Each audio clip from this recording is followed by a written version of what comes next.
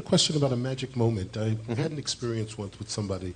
We were having dinner, and I had made some food and going out, and they'd said, "Oh, give me the chopsticks to go with the food."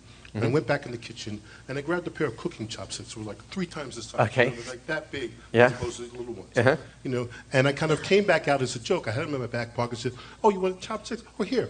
And I just handed them to them, you know, the oversized chopsticks. Yes. Well, their whole system went collapse. It was just, Yes. they just like, you know, it was literally the whole thing almost freaked out. Yes. What is that? That was a classic magic moment. Think about what happened. Let's look in terms of what are the constituents of a magic moment and what it does to the brain, right? We want to trigger the part of the brain called the amygdala, which is triggered by novelty, unusualness, unexpected things, right? When you're expecting a little itty-bitty little set of chopsticks and someone comes out with 2, like, poles, is something unusual and unexpected occurring? Yes.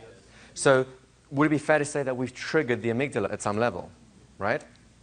What do we know are the responses when that gets triggered? Number 1, regular thought patterns are interrupted. In other words, the old thought loops, for a moment, it's a moment of zen, basically, right? They can't think straight anymore. Number 2, there's a strong emotional response. Was it a strong emotional response? You better believe it, right? Number 3, their attention gets focused in on whatever object was stimulating their attention at that point. Would it be fair to say they just zoned into those chopsticks and couldn't take their eyes off them for a while, right? So what you just discovered is what happens when someone triggers the amygdala, which is the magic moment.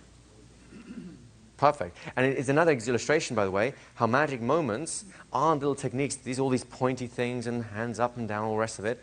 They're just one example. That was a perfect situational magic moment. It doesn't mean you go running around with 3-foot chopsticks in your back pocket going like, "Hey, you want some chopsticks, man? Here you go. Whoa, now you're in trance. Oh, yeah." Right? It doesn't work that way because it fit that context. And then you can create situational magic moments. And then you can do it pretty much any time and anywhere you want to.